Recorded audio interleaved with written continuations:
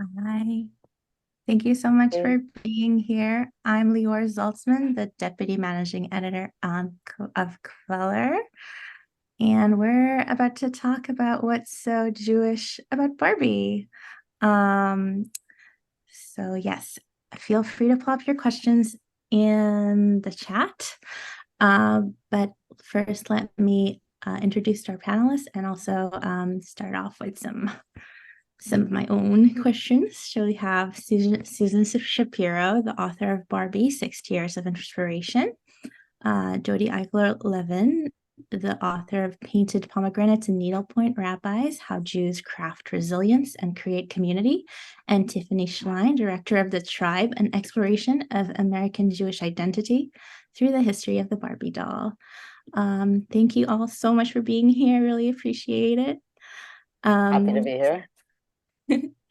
So yeah, first, we all know, I hope everyone who's here knows that Ruth Handler, the inventor of Barbie, was Jewish. And I was kind of wondering for our panelists, when did you first learn that Barbie was invented by a Jewish woman, and how did that change your perspective, like perception of this very iconic doll? I can go with that one. For a start, first of all, I'm really happy to be here with a lot of Jewesses. I'm wearing my necklace that says Jewess, you can see. um, so I remember seeing an art show at the Contemporary Jewish Museum in San Francisco. I'm from the Bay Area, called Too Jewish.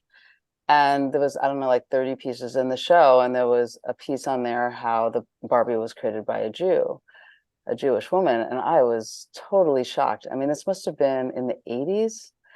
And being a blonde, blue-eyed Jew named Tiffany, who no one ever actually, my last name doesn't seem Jewish either. Um, I I eventually thought that was exploring the Barbie doll's Jewish identity was a really interesting way to explore American Jewish identity, which is what led me to make the film about, I don't know, like 15 years after that. So my film premiered in like at Sundance in 2006. So I spent a lot of time thinking about the fact that Barbie was created by a Jewish woman, which I think is infinitely interesting. And I can't believe they didn't mention it in the movie. Anyways, in the Barbie They movie. kind of did though, because Ray Perlman played her, so I thought it was kind of subtle You that it. know, I have friends that aren't Jewish, and I said, like, if they'd just gone that one more like line, because like we know that she's Jewish and she seems like such a bubby and all of that in the movie, but not everyone knows that, you Yeah, know? yeah. I found out in 1994. I wrote a piece for a humor piece for the New York Times Magazine explaining why Barbie was a modern girl's dream mentor, and I got so much like offers to be on. It was her 35th birthday, to be on like TV shows and documentaries, and so I asked my mom to send me all my Barbies, and I started doing research, and I found Ruth Handler's book I read, Dream Doll, and Oh pretty yeah. early on, she just talks about like one of 10 kids from a Jewish Polish poor family, and so that's when I realized it. And also I read Forever Barbie, MG Lord's book in 1994, and Oh so yeah. It's a great that's when book. I got, yeah, and I love both of them, and it gave so much of her background, and it made me just feel more like it sort of was like, oh yeah, of course, like it just sort of weirdly made sense in a way. Hmm. Yeah, I actually learned about this a little bit late in 2008. So I grew up playing with Barbies. And in 2008, I was living in Oshkosh, Wisconsin, teaching Jewish studies at the University of Wisconsin, Oshkosh, and also teaching women's studies. And I went to a workshop from the Jewish Women's Archive, which is a fabulous organization, shout out. And they had a great piece on Soferet Jen Taylor Friedman's Tefillin Barbie, which if you haven't seen it, I'll drop a link in the chat, which is basically a Barbie wearing tefillin. And Barbie, reads from the Torah, Barbie lifts up the Torah, Barbie does Hagbah. And ever since 2008, I have used that image to begin my class on Judaism and gender, because it raises so many issues about who do we think a Jew is, what do we think a Jew look like. So in Oshkosh, Wisconsin, my students didn't even know what questions to begin asking. And so the humor, but also seriousness of Tefillin Barbie was really a great way to start. And that's how I learned about Ruth Moscow Handler. And it really made me feel almost like my love of Barbie was somehow legitimized. Like I wasn't quote unquote bad Jew, which is, all the scare quotes. That I had loved Barbie as a kid, and it was like she was kosher, because she was made by an Ashkenazi Jewish woman, born just 2 years after my own grandmother. That's kind of brings me to my next question, which is feel like, I think we all kind of look at Barbie and don't see her in this kind of traditional way of like what a Jewish person looks like, which is kind of a false, as you said, like kind of a false narrative, right? Like there's plenty of blonde, blue-eyed Jews, some of them here tonight. So it's just, but what do you feel like makes the doll itself beyond its inventor Jewish or feel Jewish to you? Well, Handler really based a lot of Barbie, the whole concept of Barbie, on her own life, which I kind of feel like was she was a really huge Jewish feminist, very, very ahead of her time, because if you read about her life, for a lot of reasons, the way that she grew up, she was working her whole life. All the women in her family worked, maybe because they were poor. So she was really into working. She had a car at 16. She was cruising around when she picked her husband. She found him and she wound up being the one that proposed to him. She was in her teens. Her family let her work in LA and Hollywood, and she was living with women in their own apartment. So she just had she kind of had like a very, very liberated, prescient lifestyle in the 30s and 40s. And I think that really influenced what she did on the doll. She stated in her own book and in her own interviews that she refused to have Barbie be married. It was never going to be Ken's house. He was never going to be the husband. He was never the boss. He was always, they make jokes about it in the movie, but he was always the sidekick. And so I don't know, there was something Jewish feminist about the way that she insisted that Barbie was the star, and she also, she was a fashion plate, so Barbie was a fashion plate. And I think it was really a great role model for me, because I couldn't wait to get out of it's just a very, very conservative Jewish family in the suburbs. And there was something about Barbie having all these careers and having the car and having her own house. And I left home really early. I went to college at 16, couldn't wait to get to New York. And in my mind, it was just, the girl gets the car and her own apartment and however many careers she wants. And, and I always joke that she influenced all my, the ridiculous careers of being waitress and failed poet and freelance writer and part-time teacher. But there was something about girls can have a lot of careers, that's what Barbie does. That was an early, so that was my take on it. I also think as a California girl from 1959, Barbie's really emblematic of this important post-war moment for American Jews. So, Ruth Handler moved there a little bit before the war, but Deborah Dashmore and other has this great book called To the Golden Cities, about all the Jews moving to Florida and to Miami and Los Angeles after World War II. And so Barbie, as this blonde California girl, is actually being part of that pattern, right? She's part of the post-war boom in youth, in a youth movement.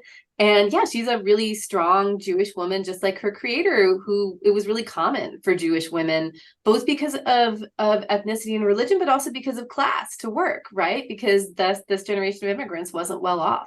And so I love that Barbie, the California girl, is actually that California girl is part of American Jewish history too, sometimes leads to some other stereotypes. But I really love that she fits in. And I also think she performs, right? Performance is part of what we think about when we talk about American Jewish culture in the mid-20th century. Barbie is a performer.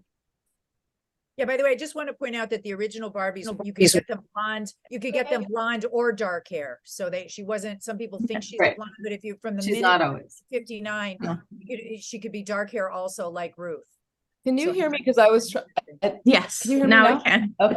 Before you were, I was going to say that it's really interesting to hear both your perspectives, because I think mine is a little different. That I felt like Ruth Handler, as an outsider, created the ultimate insider. That was my perception. It was that being Jewish, I mean, not with things like Kveller and today, but I think for a long time, this sense of Jews coming to America, it's why they created Hollywood. And we're trying to create this insider that looked so different than her. So for me, I never have thought of Barbie as like representing a Jewish woman. To me, it was like assimilation, that Ruth Handler created this doll in the image of this very assimilated person in America, Jewish woman. So for me, it was a lot. And like I was mentioning earlier, that my husband is a blonde, blue-eyed Jew named Ken. I'm a blonde, Jew named Tiffany. And we thought that he's laughing in the background, that to use Barbie as a way to explore assimilation, and so many people that changed their names and got plastic surgery and did all of these things to not look Jewish. I mean, I was named Tiffany. Like, I named my daughter Odessa, which is clearly Jewish, but my parents, who are, children of people that had family die in the Holocaust, didn't named us Tiffany, and or at least in my family. So to me, it was much when I made the film The Tribe in 2006. It was much more that Barbie was created as this assimilated insider.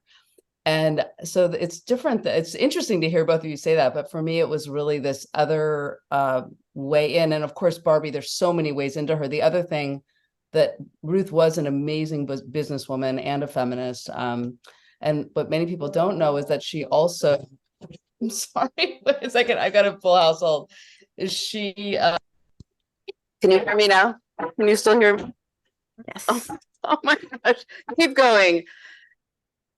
By Okay. the way, I just want to point out that I'm going to show you a picture. Ruth was gorgeous, and she actually looked like Barbie. She looks like dark-haired Barbie. When she was younger, she was gorgeous. That picture, this picture right here is Wow. her. She has very tiny features, and she's absolutely gorgeous. Here's another picture of her. Very skinny. I mean, she actually looks like Barbie. If you see early pictures of her, a lot of people, what they associate with Ruth is you see pictures of her when she's 60 and 70 years old. But if you look at her in her teens and 20s, she was thin, gorgeous, short, dark hair. She looked like the dark-haired Barbie. So I don't think that, I don't know, people have this image that Barbie is blonde hair and that, Yeah. they picture Ruth in her 60s, but there's weird similarities if you look carefully. Yeah, And and I was going to say that the one thing I wanted to say is that Ruth Handler, in addition to making a fortune from the Barbie doll, also, had breast cancer and made a fortune with making prosthetic breasts. So one of the lines in The Tribe was that she made 2 fortunes from plastic boobs. Sorry, I have to go back to mute because my household is too crazy right now. Yeah, her line is, if- I feel like my life has gone from breast to breast, she said. Yeah. If everyone could just like get as close as they can to their microphone, because some people are having trouble hearing. But okay, so I guess let's talk about the movie, which doesn't really address Ruth's Jewishness at all. What did you guys think about the choice as you were watching it? Were you hoping and like disappointed? What was I going thought that was a real missed opportunity. I think Jews knew that, the actress was like a Jewish woman with the name, but I think a lot of people that I've talked to didn't. And I felt like it was just this one more layer that would have just like, I wished it had happened, and I was waiting for it the whole movie. so I changed how I felt about it, from how I felt watching to how I felt as I thought about it, in the weeks afterwards. First of all, because I knew the history, in the first scene where Barbie meets Ruth, and she doesn't tell her name until she just, is about to leave, and she says it's Ruth. I started crying, because for me, that was this moment of really beautiful but subtle representation. And yes, I walked out of the movie theater and I said to my husband, like, when she says, I'm just a little old lady, all you had to do was could slip Jewish right into that line. Exactly, some Yiddish, something. But I also think that the movie is Barbie's story. The movie is the story of the icon. And I love Rhea Perlman's portrayal. Although she's very different from when you look at interviews of Ruth Handler, the sort of the vocal affect, everything she did is not an imitation at all. She's much gentler in some ways than the interviews I've seen. She was like a brassy lady, but but she's still strong. She's still very strong. But I actually think if you had focused on Ruth's story more and on her Jewishness more, it would have pulled from what the story is really about, which is really about Barbie's existential crisis. So I'd love to see a movie, a really, really good movie. You know, there was one once in the works. It didn't happen, about Ruth Handler, but I think that would be a different movie, as the script says.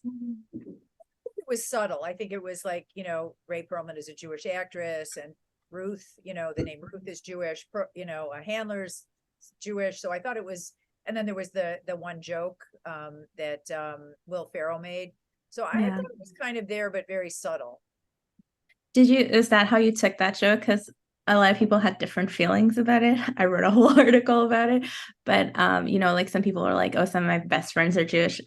So Will Ferrell as the CEO, the fictional CEO of Mattel, because the real CEO is also actually a Jewish Israeli man, was like, some of my best friends are Jewish, as a like kind of aside after he was trying to justify himself for not having any women on the board. But he's But kind of a he did. joke though. So Will Ferrell's kind of a joke. So I took it as, I have to read your article, but I took it as, you know, he was like a ridiculous character. He was kind of spoofed. In fact, the Israeli who he's based on kind of said, we take our business seriously, but we're not going to take ourselves seriously. So I thought, since he was, you know, he was such a clown, Will Ferrell, in fact, that, you know, I actually thought it was kind of hilarious, because it's not even true, but that all men were on the board. So I sort of took it as like, you know, a parody a little bit. So Yeah, I like an in joke. I read your article, and I thought that it was kind of this moment where the Will Ferrell character is just kind of breaking down, because he's been called out for, like, you know, for everything, sexism, all the white men, you know, and yeah, I thought you made a good point that Jews were probably the safest people to slide into that joke, right? You know, all my friends are Jewish, as opposed to some other minorities, was maybe safer because of the Jews. Because of the fact that white Jews, Ashkenazi Jews, experience both anti-Semitism and forms of whiteness and experiences of whiteness. So it's a safer thing to do in a movie, especially when you're talking about Hollywood jokes. So I laughed. I thought it was funny. But I saw it more as a joke about that character's cluelessness about all things. I didn't get that. I just wanted to introduce Mira Zulali, who is here from MGL and is helping with all the technical issues, and she wanted to ask one question. So Mira, if you want to take the mic for a second. Thanks, Lior. Yes, hi everyone. What I'm wondering is, what made you want to write about and make art about Barbie? What inspired you to do that? I was reading a lot about, it was Barbie's 35th. I think Barbie had always been like, because I was obsessed with her as a kid. I in my poems, there's all these Barbie dolls in the background, and crazy things happen. Barbie fell off the ledge, and it seemed like a metaphor for my life or something. But at a certain point, I was reading a lot about, it was Barbie's 35th birthday. And so I just tried this humor piece, and I was just amazed at how many people, like, it went viral before going viral was a thing. And I started getting phone calls and letters and stuff. And that really interested me, and it made me want to write more about it. And then I read Ruth Handler's book, and also M.G. Lord's book. So that just, because there was so much interest, I just kept going, and I had so many crazy, funny, weird stories. Like the little fastens on their clothes were so small that at a certain point, instead of changing their clothes, I would change their heads. You know, I just had so many weird, crazy stories about what I would do to them.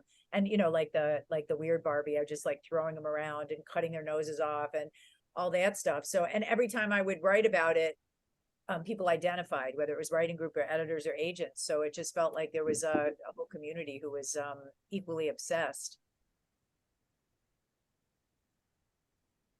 Anyone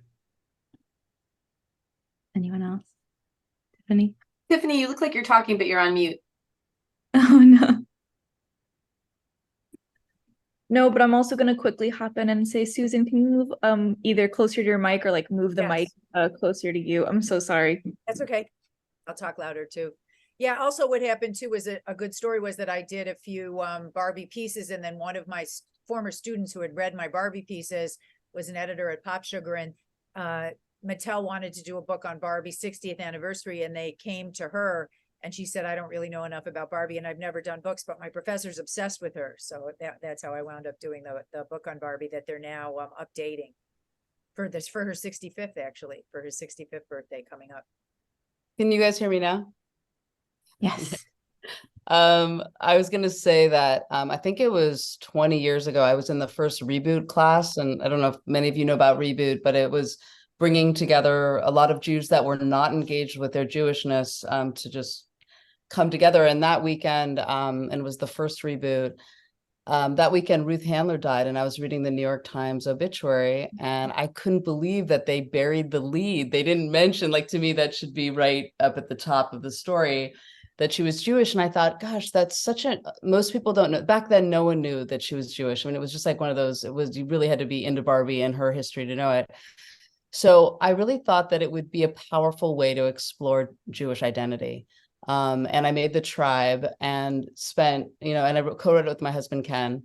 And Barbie was in many ways almost like a Trojan horse to explore so many different ideas, because people have such passionate feelings about Barbie. They love her, they hate her, they tear her head off, all these things. So, working on that film, and then the tribe came out, what was so surprising to us was how much more than just Jews got into that film. I mean, it became the #1 film streaming, and this was 18 years ago. And the US Navy ships ordered the tribe for every ship to talk about interfaith issues. And I was like, God.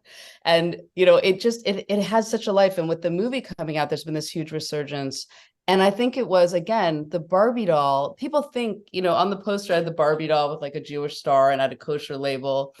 And I think at first, a lot of people thought they were seeing a film about Barbie, and it goes to some really intense places. I see a lot of people in the chat have seen The Tribe before. So it seems like, oh, it's about Barbie, but it goes into a lot of intense issues.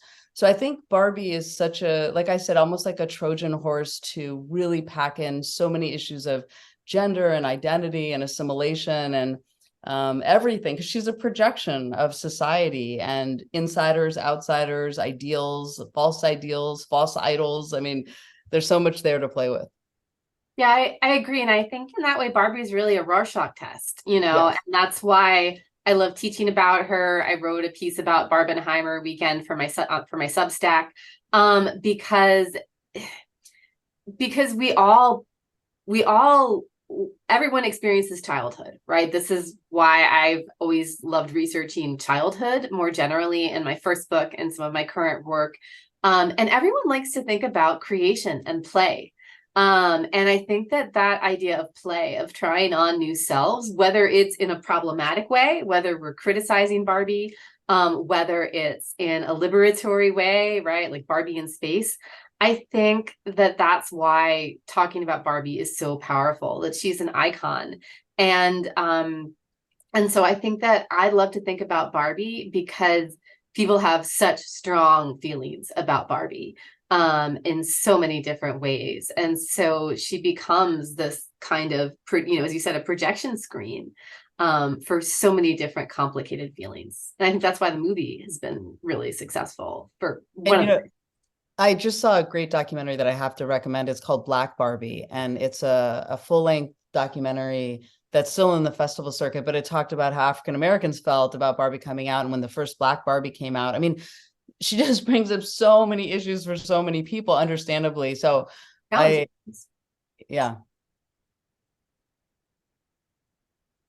It's kind of amazing. I'm wondering if we should talk about kind of the complexities of Barbie before we get into talking about the movie, because I feel like the movie has really changed very quickly the perception of the doll.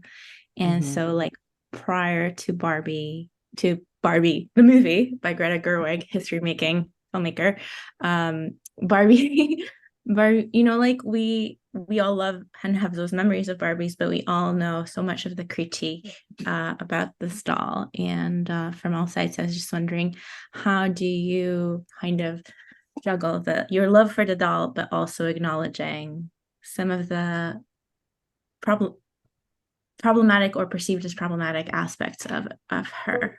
In a piece that I wrote for Tablet, I kind of analyzed Gloria Steinem saying that Barbie was everything we didn't want to be, because if you think about it, not long after Barbie came out, the reason why we chose Gloria Steinem as a leader for the women's liberation movement and not one of 10 other women that were really as prominent, if not more prominent, was because she looked like a Barbie doll.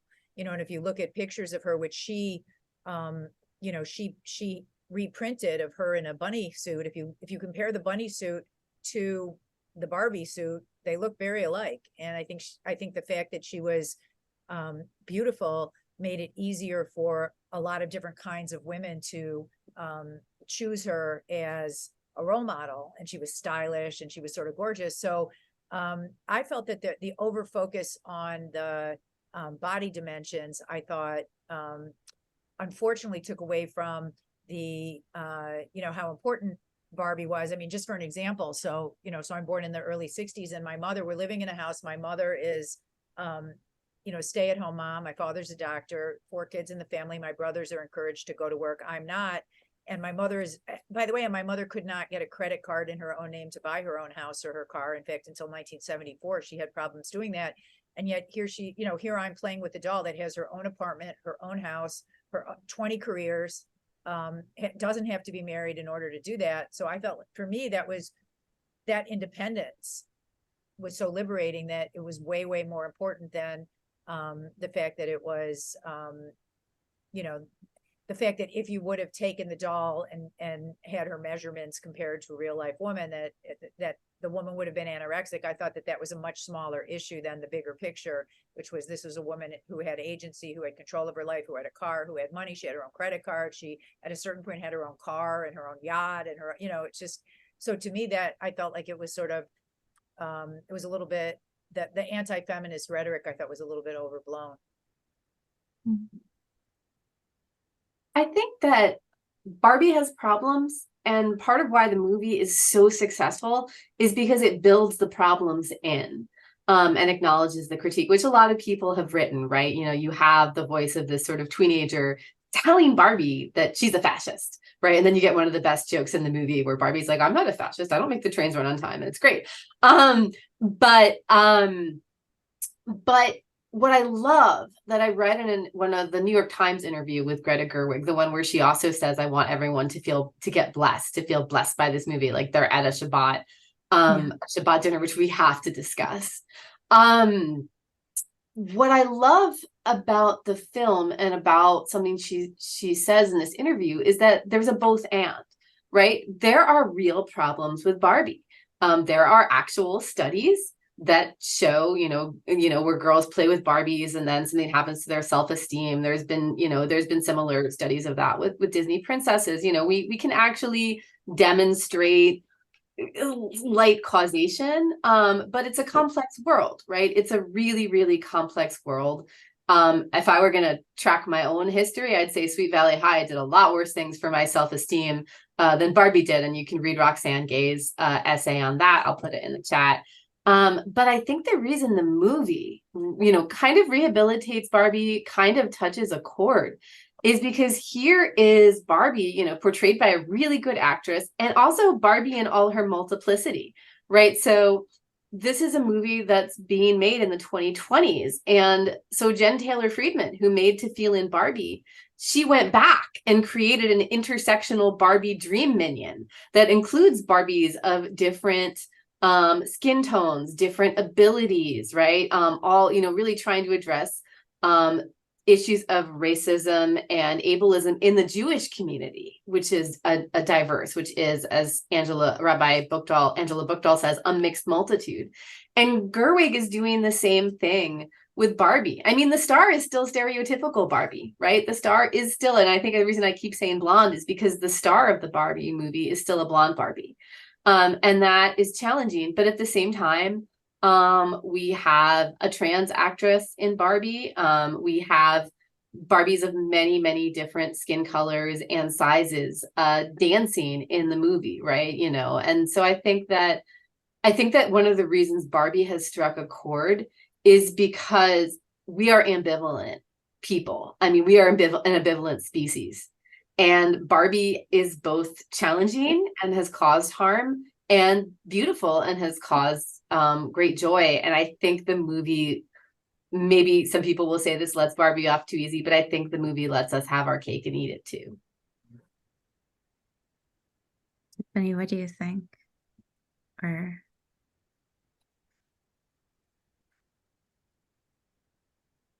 yeah, I mean, to me, like when I wrote about Ruth and Barbie, yeah, the whole thing is that like wittingly or unwillingly, Barbie has for many years given us an ideal, given a way for girls to dream, but also the only way that they could dream was through a body that was thin and conventionally attractive. And I loved having like someone like Sharon Rooney, who is the star of Mad Fat Diary, who's like one of my favorite TV shows, and someone who's given us a lot of like positive body rep and mental health rep, like being this glamorous Barbie in the movie. That was really like there was so much great healing representation in this movie. How do you feel that the movie has changed the legacy of Barbie? And also, what do you think is the legacy of Barbie as a doll now? Because when I talk to younger teens and kids, they don't really have the Barbie memories that we have, and they're not as interested in the doll anymore.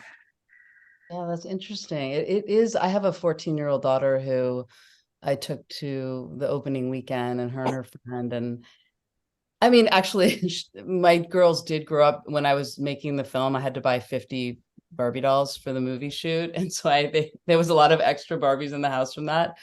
But I do think it's interesting, the intergenerational aspect of different associations of what Barbie means and what this movie, the movie talking about patriarchy and feminism in a different way, and the intersectional aspect. And I think having different ethnicities and the trans Barbie, I mean, I think that was fantastic. And I'm kind of curious, like, this will continue to be a doll that is this projection screen Rorschach test. And I mean, and it was such a kind of, between the Barbie movie and the Taylor Swift tour, it felt like such a strong summer of kind of strong women energy out in the world, which as a mother of two daughters was really fantastic to feel.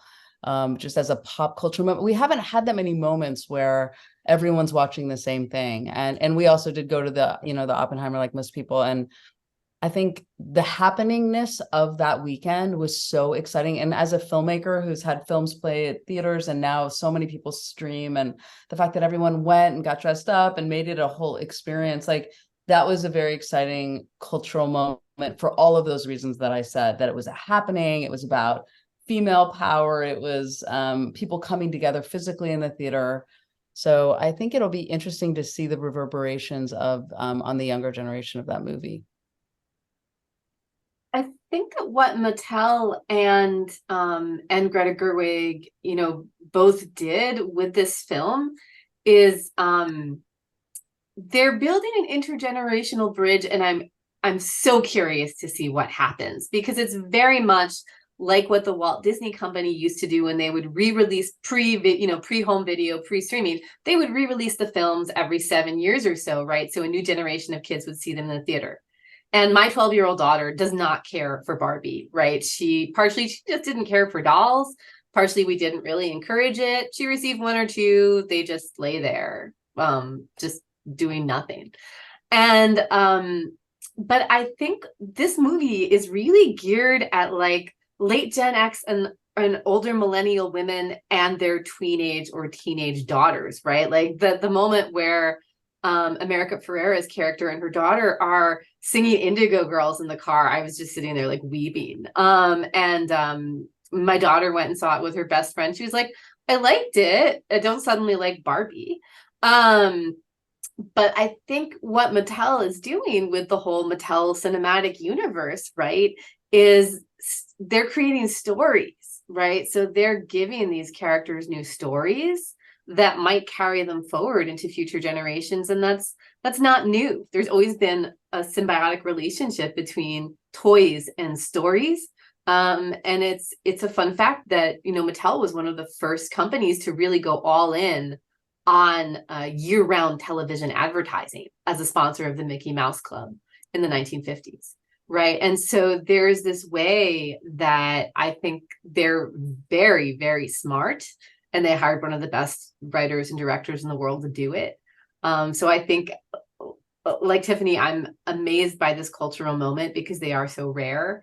I don't know what'll happen, but I think that they have, as a religion professor, I hesitate to use the word resurrected because Barbie wasn't dead at all. But I think that they've given her some, new midrash, if you want to use a Jewish term.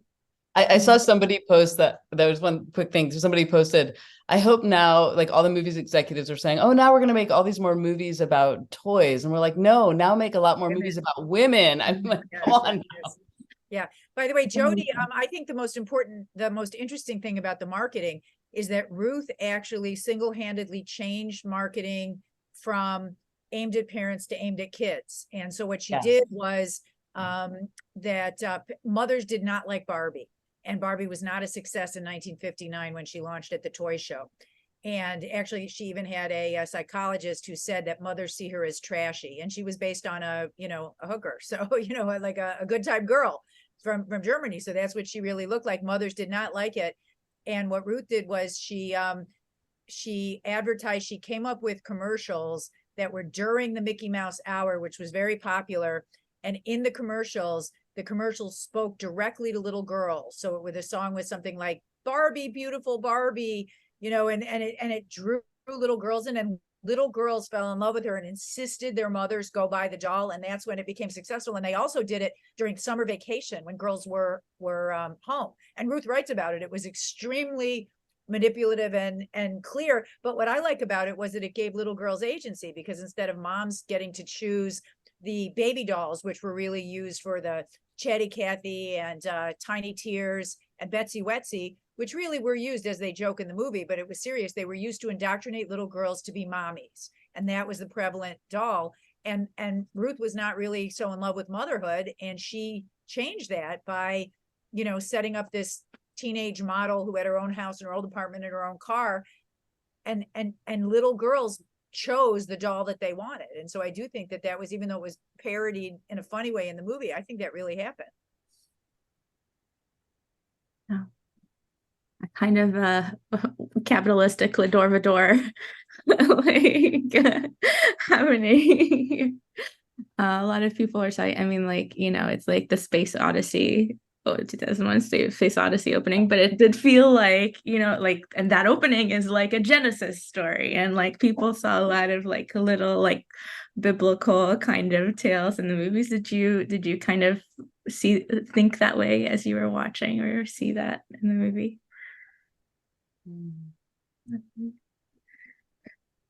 I love that. I love the Space Odyssey reference because as a filmmaker, I love a good reference to start the movie off that way. I thought that was great. That's how I sell it to like all of my snotty like relatives who are like, it's a Barbie movie. I'm like, but it's actually an ode to the history, isn't it?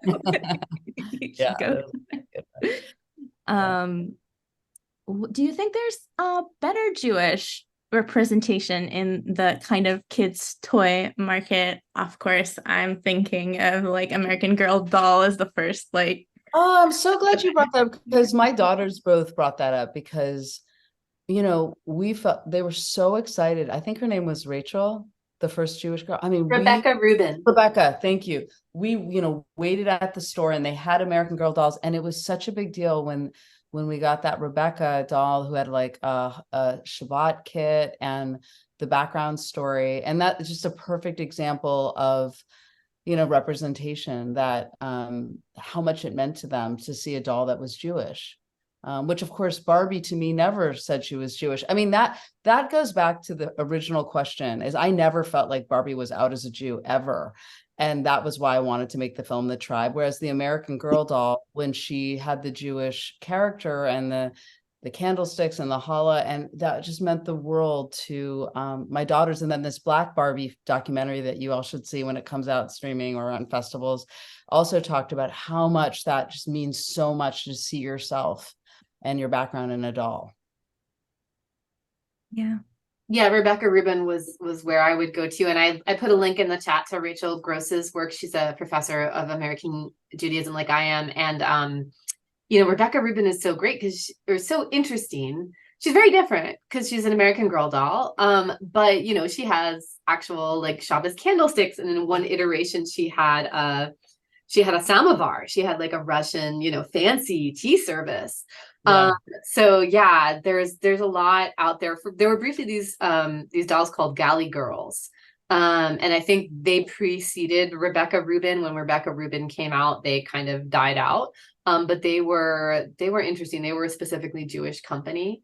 You know, it's interesting to think about Barbie and religion, because on the one hand, like many companies, they try to avoid like super explicit religion, but then again, there's all these associations of, you know, a Barbie under the Christmas tree, and you know, every doll ends up having Christmas assumed as this, you know, as this assumed Americanness that, you know, for interreligious Jewish families that have people of multiple faiths is true, but for Jews who don't celebrate Christmas, that's, you know, not part of their experience. And so that's another thing to think about as well.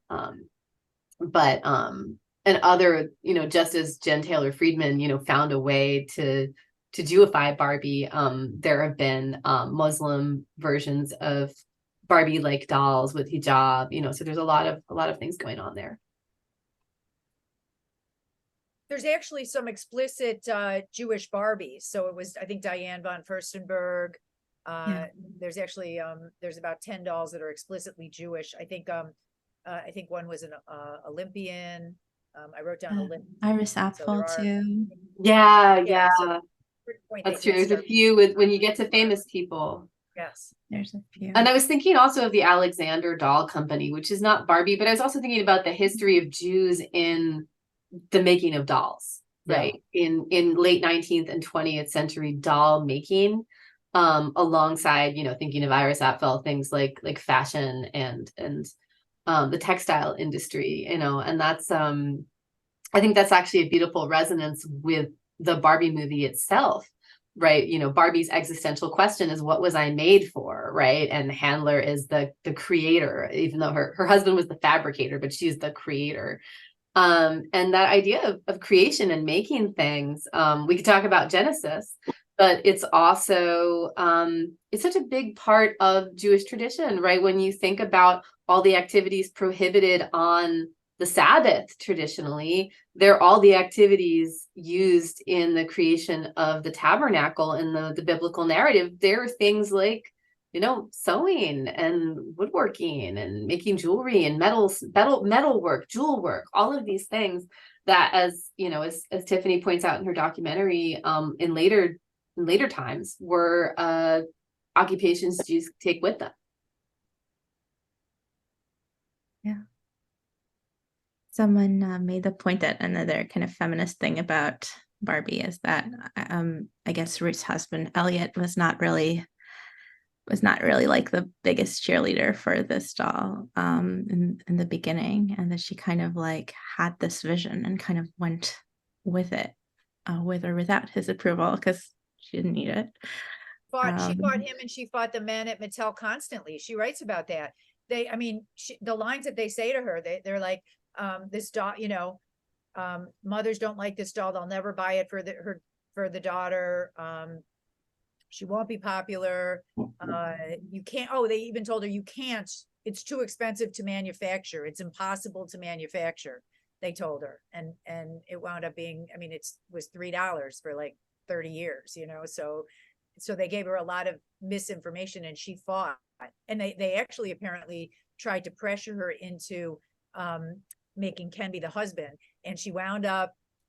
She allowed them to sell Barbie wedding dresses and wedding ensembles, but she was never in any of the stories. They were never married. And then they tried to press it so that they'd be married with kids. And then they made that Midge doll. They let Midge get married and get pregnant, but she wasn't popular either.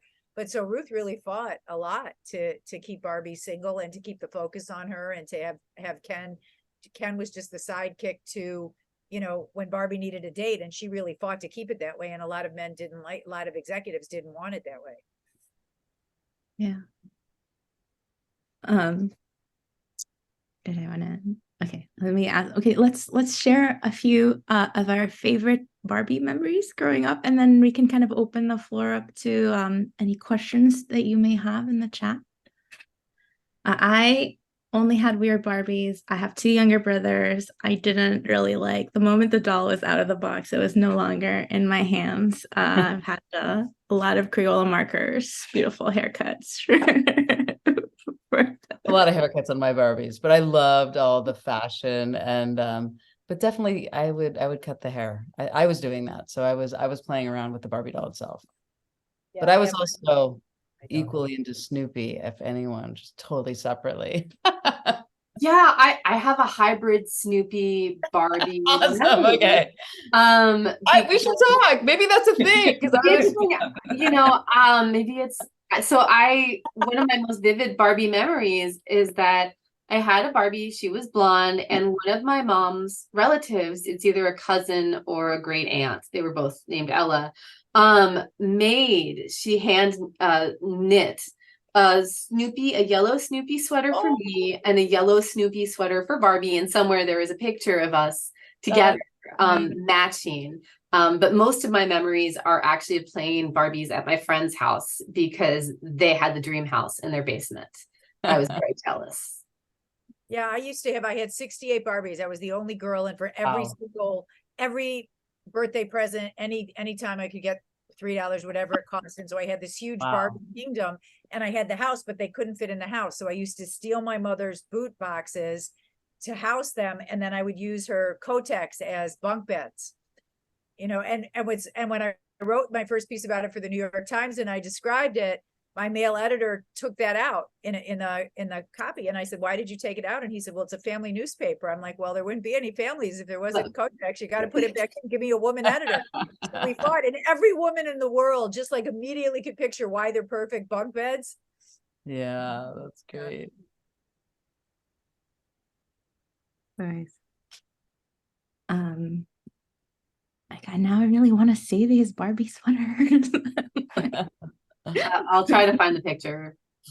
One thing that I found also, just like as an aside, because I know some people are like, oh, like with anti-Semitism rising, that some people go to the movie and didn't know that she was Jewish, and then found out that she was Jewish afterwards, and kind of like have that change, not positively, their idea of the doll. I haven't heard that.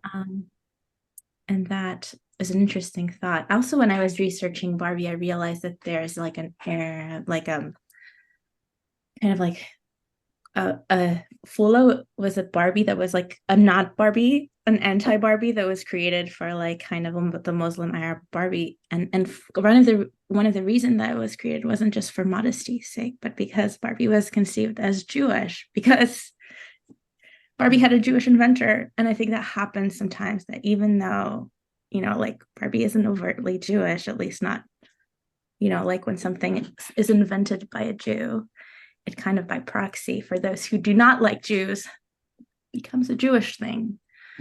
Well, I mean, one of the things that I put in my documentary, because I thought it was so twisted, was that Barbie's actually based on this German sex doll right after World War II. So there's like all this weird, like, to me, Ruth Handler saw this doll and rebranded it, because it wasn't named Barbie, it was Lily, but rebranded it as Barbie. But the fact that it has this weird German history right after World War II and the Holocaust, like, to me, there's all these kind of elements of that history which are kind of twisted as well. But I hadn't heard that people, after they saw the movie and then found out she was Jewish and then had feelings. But I mean, there's a whole other level of the fact that, so many Jewish immigrants came to America, or children of immigrants, and created Hollywood and created these make-believe worlds. And I just went to the Motion Picture Museum in Los Angeles, and they failed to mention that. I was like, this is absurd that in effort to be so something, they couldn't include the fact that so many Jewish people created Hollywood in the beginning. And there was women directors and a whole bunch of stuff that should have been in there.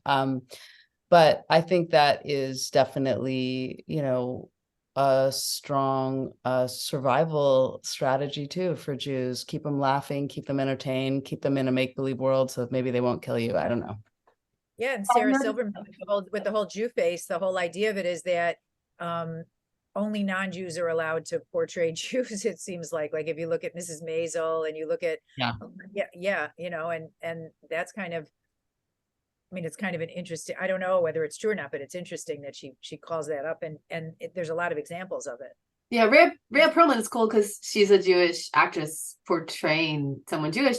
I actually I noticed in the chat some people were asking about some of the reaction to Barbie, like the anti-Barbie reaction also being about feminism and women's Yeah, cooperation. that's what I heard more. Yeah. And I some for other research, I often dig into a lot of hatred on the internet, and I didn't want to this time. But what I've seen has been really anti-feminist, anti-queer. And I think just when we look at those things, it's often very hard to tease apart, just as in the 1950s, it was hard to tell when anti-communism shaded into anti-Semitism and when it didn't, right? It's very, very hard today still to tease these things apart. I think when we see anti-queerness, anti-cosmopolitan, anti-woke, that also shades into anti-Black and anti other kinds of racism, but it can also connect with Judaism. And it's one of those things where it's so messy that we can't fully untangle it. So I'm hesitant to say that there was anti-Semitism in the anti-Barbie reaction, but I don't think you can entirely count it out. It's just too hard to tease apart culture that way. That's a good point.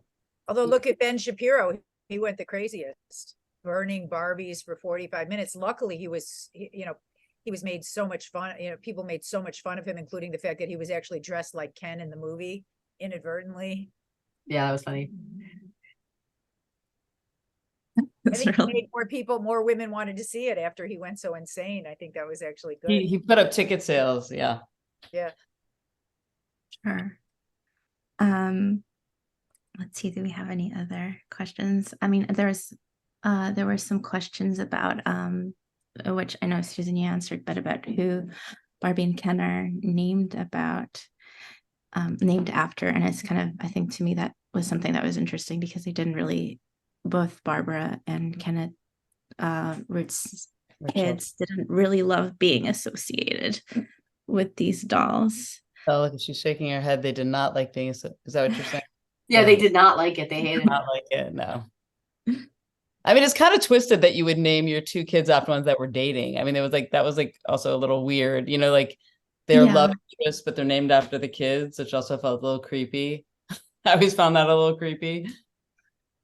Well, and also Ken turned out to be closeted gay, and so that was that he was very self-conscious about the whole image.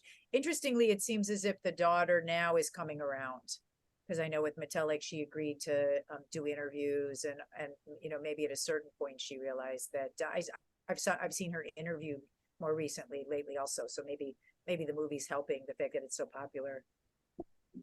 Yeah, and I think it's also interesting that in I think it's the Gruber biography of Ruth Handler.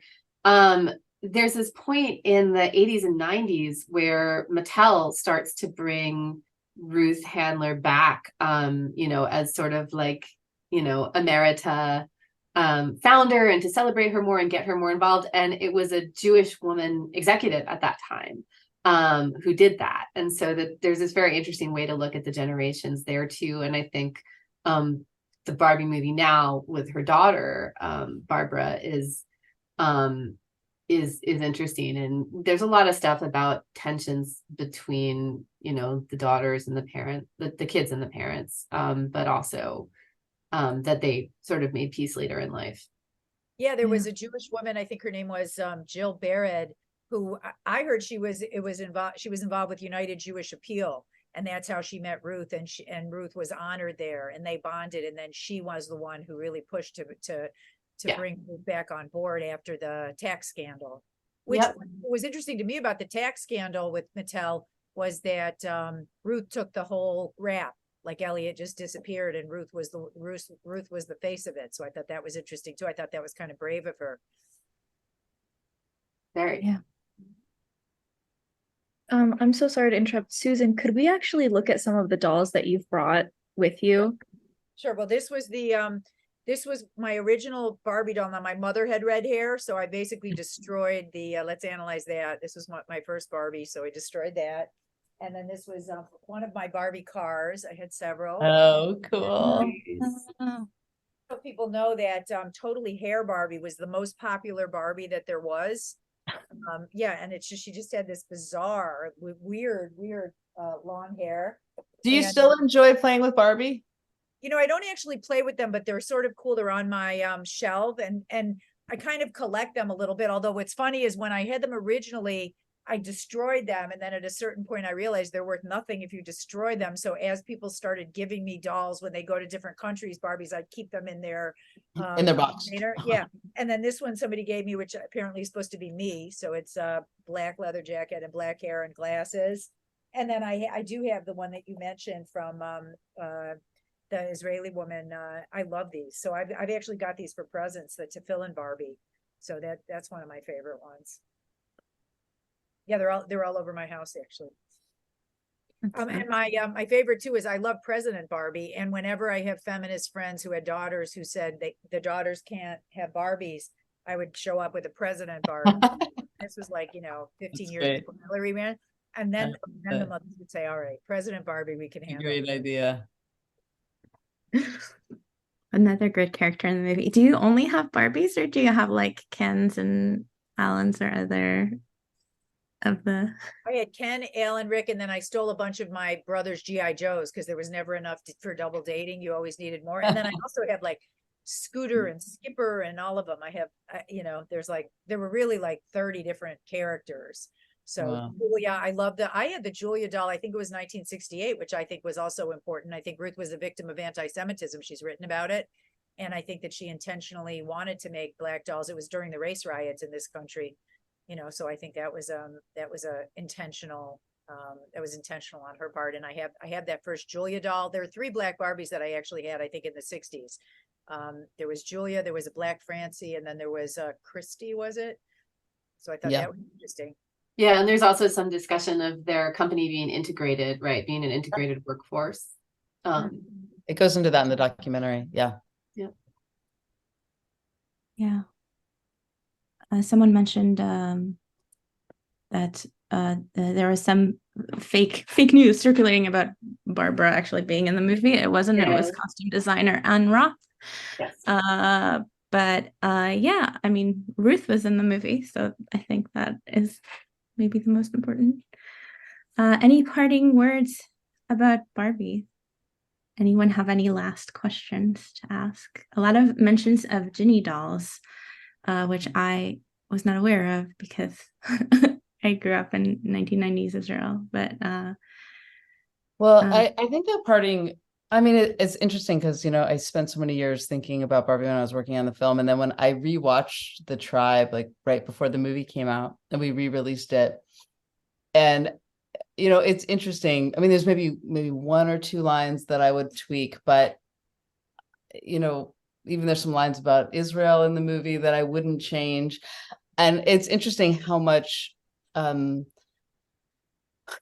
how I feel about her is still the same, and not just about the Barbie doll, but about Jewish identity, I guess, in the film. So it was interesting. Whenever you rewatch something you've made years ago, you're like kind of bracing yourself, but it really felt like it held up on my views about American Jewish identity and how much the Barbie doll is a way to really dissect and analyze what it means to be an American Jew specifically, and all the complexities of that.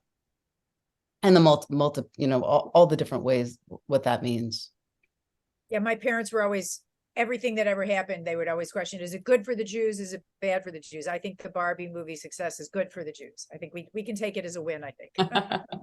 And I guess my closing thought would be, I think it's really lovely that, Ruth Handler lived this really complicated life, right? That was at sometimes wildly successful and it's sometimes just incredibly difficult, as a cancer survivor, as someone who really didn't want to be a stay-at-home mom in the 40s, right? Right. and who took a lot of flack for that. And then I love that the Barbie movie really captures the fact that life is still really ambivalent for a lot of people, not just women today. But but with women facing some particular pressures. And I think part of the movie's success is that it really gives voice to that desire not to always be pressured to be perfect at everything, to be creating everything, but also just to be. And that's what the character of Ruth Handler is giving Barbie permission to do, in the sweet moment, with the Billie Eilish song, where she actually gets to see, what is life, right? Yeah. And it's being, not just making. Yeah, for me personally, because I'm trying to write the last chapter of the Barbie book, updating the Barbie book for her 65th birthday. And for me, what resonates is that Ruth Handler was constantly reinventing herself, and Mattel is constantly reinventing Barbie. And I'm Right. constantly, every 5 years, everything, goes to shit and I'm a failure and I have to go to therapy and try again. And so I actually take, it's empowering to know that that's what Ruth Handler did, and that's what's going on with her creation, and that's a good thing to aspire to. Yeah, and even like the fact that the Barbie film has brought up so much discussion, and Lior, so many of your great articles, and so much just discussion about these issues, and that's what moves the needle forward on thinking and our evolution of understanding what it means to be a woman, what it means to be Jewish. So I love how much this has been this cultural phenomenon. Like, bring on more of that. I also think it's a reaction. I think it's a reaction to the pandemic and to Trump and to what's going on with abortion. If you think about this summer, it's Beyonce, Taylor Swift, everybody wearing pink at Barbie. I think it's really a statement, almost like a protest against the patriarchy, even though they make fun of it. I feel like we needed to bond to do that. Yeah, Hannah Pressman wrote a good piece about that for Hadassah. But yeah, and I'm so grateful for y'all, and I'm so grateful that I get to have conversations with brilliant Jewish women about this topic. So thank you everyone who joined us tonight. There will be a follow-up email and a recording of this available to view for those of you who missed the beginning or any important parts. And yes, thank you all so much. Have a great week, rest of your Sunday night. And I really appreciate you all. Thank you. Thanks so for much. hosting this, Thank you. Lior. Bye, Thank you. everyone.